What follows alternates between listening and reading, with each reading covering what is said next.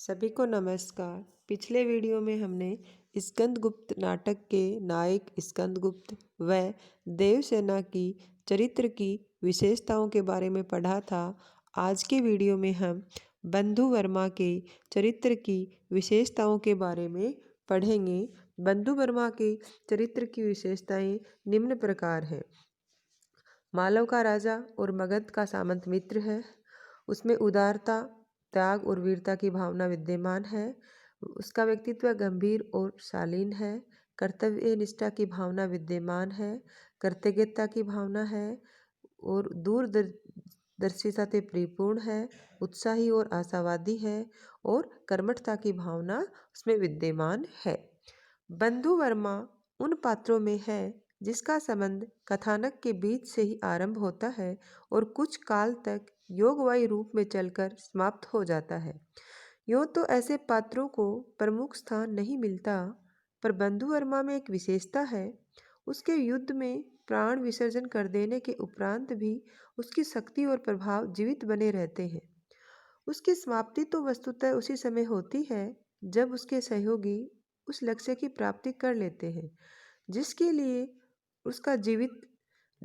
उसका जीवन समर्पित था। थोड़े काल के लिए ही इस भव में आकर बंधु वर्मा अमर हो जाता है और उसकी चरित्र की पहली विशेषता है कि वह मालव का राजा और मगध का सामंत मित्र है। बंधु वर्मा मालव का राजा है और मगध का सामंत मित्र है। स्कंदगुप्त और साम्राज्य की सेवा पर वह निष्ठापूर्वक करता है, तभी तो वह अपना राज्य स्वतः ही स्कंदगुप्त को समर्पित कर देता है। हूणों को जन्मभूमि की पवित्र मिट्टी से खदेड़ने के लिए सब प्रकार के प्रयास स्कंदगुप्त के सहयोग के रूप में करता है, पर उसका कथानक नाटक के बीच में आरंभ होता है और अंत होने से पूर्व ही समाप्त हो जाता है। उसकी कहानी प्रासंगिक कथानक के रूप में है। युद्ध में वीर गति प्राप्त होने पर भी उसकी शक्ति और प्रभाव किसी प्रकार भी मरता नहीं है।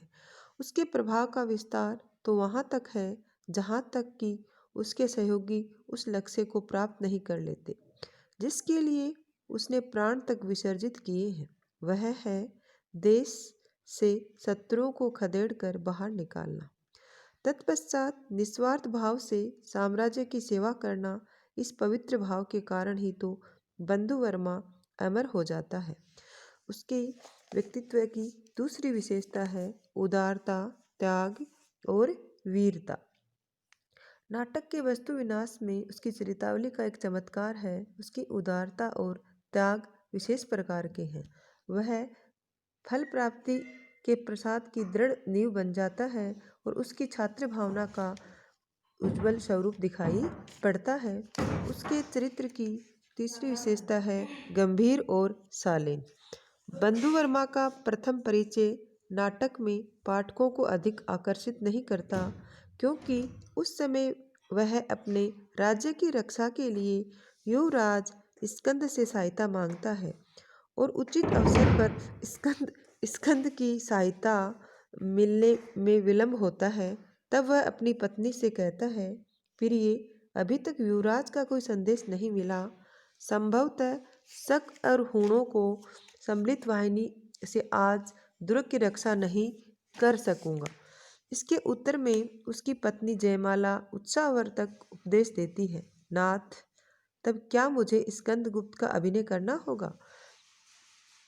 क्या मालवेश को दूसरे की सहायता पर ही राज्य करने का साहस हुआ? जाओ प्रभु, सेना लेकर सिंह विक्रम से शत्रु पर टूट पड़ो। दुर्ग रक्षा का भार मैं संभालती हूँ।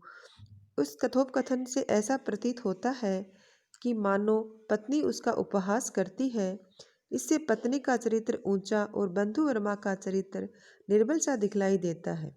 पर तभी तो उसकी पत्नी जयमाला की चंचल प्रवृत्ति उसकी भीरुता पर व्यंग्य करती हुई वार करती है। तभी उसका हृदय उदार उमड़ पड़ता है। वह कहता है, प्रिय, शरणागत और विपन्न की मर्यादा रखनी चाहिए। इस वाक्य में उसकी गंभीरता और शालीनता टपकती है। उसके चरित्र की अगली विशेषता है कर्तव्य निष्ठा। वह कर्तव्य पालन में बहुत ही महान था। कर्तव्य पालन में वह स्कंदगुप्त को भी पीछे छोड़ जाता जाता है। और वो उसका एक कथन है कि यहाँ मालव की सेना मरेगी, दूसरों को यहाँ मरकर अधिकार जमाने का अधिकार नहीं है। और बंधु वर्मा मरने मारने में जितना पटु है, उतना षड्यंत्र तोड़ने में नहीं है। सच्चे वीर की भांति कर्तव्य पालन के लिए अपने प्रिय स्कंद के सामने भी अड़ जाता है। यहाँ हुणों को रोकना मेरा ही कर्तव्य है, उसे मैं ही करूँगा। इसी कर्तव्य पालन में उसकी मृत्यु होती है और वह त्यागवीर दम तोड़ते तोड़ते भी आर्य साम्राज्य की जय गाता जाता है। अगली उसकी विशेषता है कृतज्ञता की भावना। बंधु वर्मा का प्रथम दर्शन हमें मालव रक्षक स्कंदगुप्त के प्रति कृतज्ञता की भावना से परिपूर्ण दिखाई देता है। स्कंदगुप्त जब ससैन्य उसको उचित अवसर पर सहायता देता है तो वही उपकार बंधु वर्मा को इतना कृतज्ञ बना देता है कि वह अपने राज्य स्कंदगुप्त को समर्पित कर देता है। ऐसा करने में जब उसकी पत्नी जयमाला बाधा उपस्थित करती है, तब उसे वह समझाता है कि न्याय से मालव राज्य स्कंदगुप्त का ही है। ये ठीक है कि शकों के पतन काल में पुष्कर अधिपति स्वर्गीय महाराज सिंह वर्मा ने एक स्वतंत्र राज्य स्थापित किया और उनके वंशधर ही उनकी राज्य के स्वत्वाधिकारी हैं, परंतु उसका राज्य का ध्वंस हो चुका था। मलेच्छों की सम्मिलित वाहिनी उसे धूल में मिला चुकी थी। उस समय तुम लोगों का केवल आत्महत्या का ही अवलंबन निशेष था, तब इन्हीं स्कंदगुप्त ने रक्षा की थी। ये राज्य अब न्याय से नहीं, उन्हीं का है। और इसलिए वो अपनी पत्नी का, अपने कृतज्ञता की भावना का पालन करते हुए अपनी पत्नी के विरोध करने पर बंधु वर्मा कहता है, तुम कृतघ्नता का समर्थन करोगी, वैभव और ऐश्वर्य के लिए ऐसा करदम प्रस्ताव करोगी, इसे मुझे सपन में भी ध्यान न था। तब मैं इस कुटुंब की कमनीय कल्पना को दूर से नमस्कार करता और आजीवन अविवाहित रहता।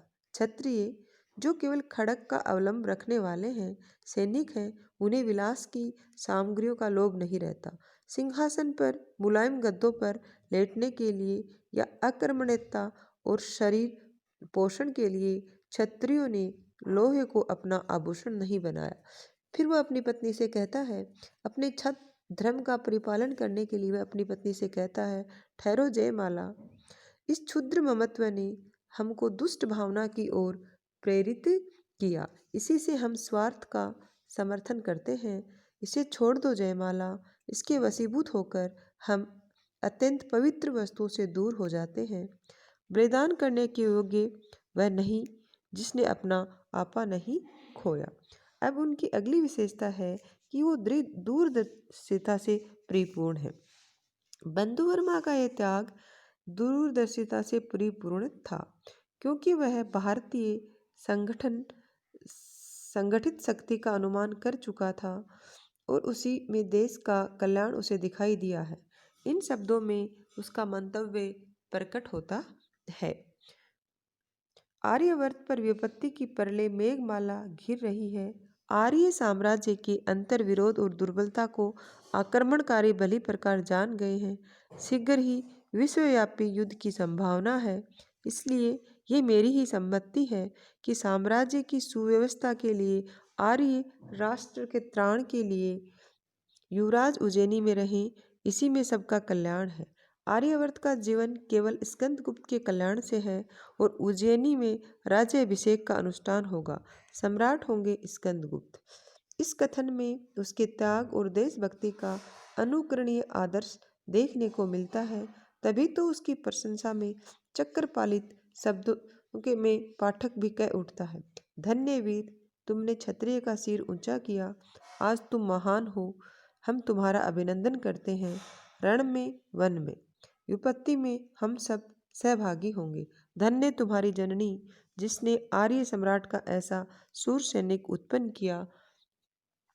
इस त्याग की प्रशंसा उदासीन पर कर्तव्यनिष्ठ महाराज कुमार गोविंद गुप्त तक के मुख से निकल जाती है। तुम इस नवीन आर्य राष्ट्र के संस्थापक हो। तुम्हारे इस आत्मत्याग की गौरव गाथा आर्य जाति का मुख उज्जवल करेगी। उसकी अगली विशेषता है कि वो उत्साही और आशावादी था। और उसका एक कथन है, भारतीय दुर्जे वीर है, समझ लो आज से युग में प्रत्यावर्तन नहीं, जिसे लौटना हो अभी से लौट जाए। उसके चरित्र में उत्साह और आशा प्रणदत्त से भी अधिक है। वीरता और शूरता में वह भटाक से भी बढ़कर दिखाई देता है। वह उत्साह से भरे सच्चे सैनिक और योद्धा के रूप में ही अमर है। ये वह कोई राजनीतिक पुरुष नहीं है, वह स्वयं अपनी शक्ति को ही जानता है। और बंधु वर्मा मारने में जितना पटु है, उतना षड्यंत्र तोड़ने में नहीं। सच्चे वीर की भांति कर्तव्य पालन के लिए अपने प्रिय स्कंदगुप्त के सामने अड़ जाता है। यहाँ हुणों को रोकना मेरा ही कर्तव्य है, उसे मैं ही करूँगा। इसी कर्तव्य पालन में उसकी मृत्यु हो जाती है। वह त्यागवीर और दम तोड़ते तोड़ते आर्य साम्राज्य की जय गाथा गाता है। अगली विशेषता है कर्मठता। कर्मठता में भी वह प्रणदत्त से अधिक उसकी कर्मठता है। और प्राण त्यागते हुए उसका अंतिम ये कथन शरीर में रोमांच उपस्थित कर देता है, बंधुगण ये रोने का नहीं, आनंद का समय है। कौन वीर इस तरह जन्मभूमि की रक्षा में प्राण देता है, यही मैं ऊपर से देखने जाता हूँ। उसकी मृत्यु को सुनकर स्कंदगुप्त का हृदय रो पड़ा था और वह वेदना से युक्त होकर केवल इतना ही कह पाया, आहा बंधु तुम चले गए।